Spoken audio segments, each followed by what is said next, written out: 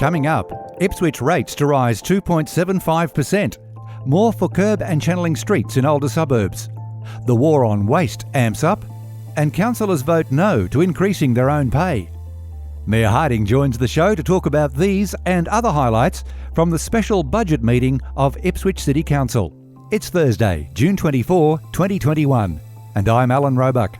Welcome to Ipswich Today, which acknowledges the traditional custodians of the land on which it is produced and pays respects to elders past, present and emerging. This podcast is supported by Kinetics, people-powered web hosting trusted by Australian businesses since 1999. Ipswich City Council's annual budget was handed down on Thursday, June 24. What does it mean for Ipswich ratepayers, businesses and residents? Mayor Teresa Harding joins me now. Thanks for speaking with Ipswich Today, Mayor Harding. Thank you for having me on, Alan, and hello listeners. You announced an average increase for owner-occupiers of 2.75% for the 21-22 year, while the annual CPI is only about 1.1%. Why is it above CPI? Look, we've raised the rates by 2.75%. It actually ends up being about 94 cents per week for the average ratepayer. We felt that it was very important to get that balance between delivering to the services and the facilities that people want and the infrastructure without increasing it too much. The increase for commercial rates have gone up 1%. And we've done something different. We've actually increased the rates for noxious land use, so landfill and waste operators to be a 5% rise. What else can ratepayers expect from this budget? It was really important that we did listen to what people said, and we felt that people thought that growth was happening in an imbalanced way, or there was a focus in certain areas. We felt that it was very important to make sure that as a city that we grow together. So we're making sure that there is a 40% increase in rural road spending. So you'll see that 4.6% will be spent on that. 4.6 million will be spent on that.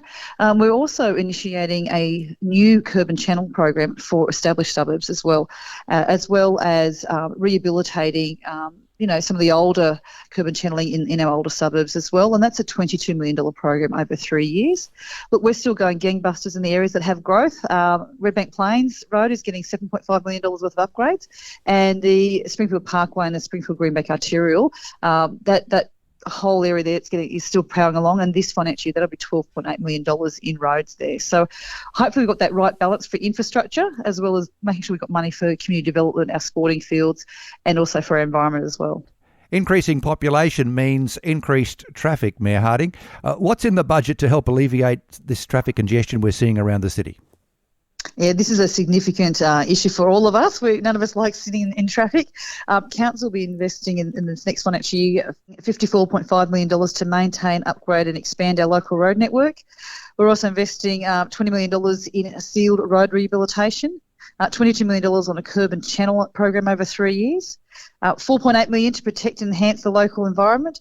But really importantly as well, we're investing another $500,000 in operational mowing costs for when we have all that weather and the rain and the sun and our mowing and our grass gets very long.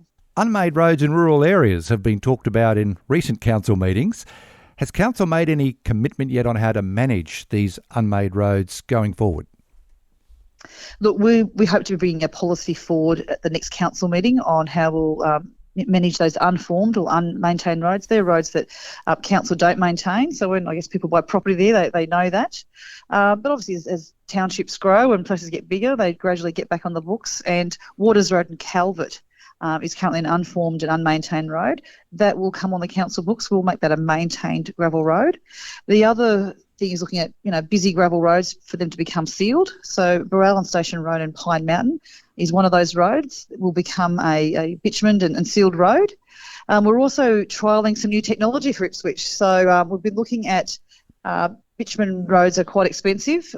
We've been looking at a couple of roads that aren't as busy, like Hodgson's Road in Walloon, where we'll be trialling a dust suppressant. So we will treat the road and finish it off properly. It is a gravel road. It'll be 1.6 1.6 kilometres long, and it's 3.5 metres wide. And then we put on 10 mils of bitumen on it. So it's, like I said, not a busy road. We won't be expecting trucks, and we'll go to pilot that road and see how we go and see if that's a viable technology for, gravel roads that we do get a lot of complaints from residents that there's a lot of dust. You've talked a lot about iFuture. In simple terms, what is iFuture? Yeah, well, it's our corporate plan. We did a lot of community consultation. Over 18,000 people were consulted in creating what is our corporate plan and what's our future vision. When you sit down with a budget or what's happening, it's really important to take into consideration the tone, the views and the opinions of residents, but also for us as a council. It gives us a base point for when we do our budget. So when we looked at our 4 main themes of iFuture, that gave us for sustainable environment. It made sure that we actually increase the Enviro Plan levy, and we'll be investing more money in sustainable areas and sustainable conservation areas in our city. Money's been allocated in the budget for a business case for the Ipswich Central to Springfield Central proposed rail link. Why is council doing this when it's a state government responsibility? Thank you for that question, Alan. Public transport is absolutely a state government responsibility. Nothing much happens, so we commissioned the very first business case. That went to Infrastructure Australia, and they've taken that on board as a priority project. During the state election last year, the state government said that they put $1 million towards the $2.5 million business case. So we've now put $500,000, and we're now asking the federal government if they'd put $1 million in. That's what the state government have asked us to do. So we'll continue down that path. It's very important that this infrastructure does happen. 70% of the growth that we are going to be getting over the next 15 to 20 years is going to be along that train corridor. We really do need that public transport there. What's in the budget for local community groups, sport and the arts in general? Community is so important. So in this budget, there is $6.1 million there to support our community with events and grants and social support programs. Also in the budget meeting, councillors voted to freeze their pay for the next 12 months. Was that an unexpected motion from Councillor Tully? It was because he didn't raise it during budget workshops. He did have a different view during budget workshops, but look, views change, and I think that's part of our democracy. We voted last year not to have a pay rise. It was unanimous again this year not to have a pay rise. People are hurting, and I think we're all very comfortable with where that is, and I think it's just part of us as being community leaders that we take this stance. And finally, the new council HQ, 1 Nicholas Street, opens on Monday. How important is this for the overall revitalisation of Ipswich CBD? Certainly, as we've been looking at having tenants coming into Nicholas Street precinct, having an office block with 750 plus council workers there is very attractive to anyone who's tenanting there. Lots of wonderful customers who come out at lunchtime and after hours. So I think it's important for the that economic boost and development in the Nicholas Street precinct, but also top of town and the rest of the CBD as well.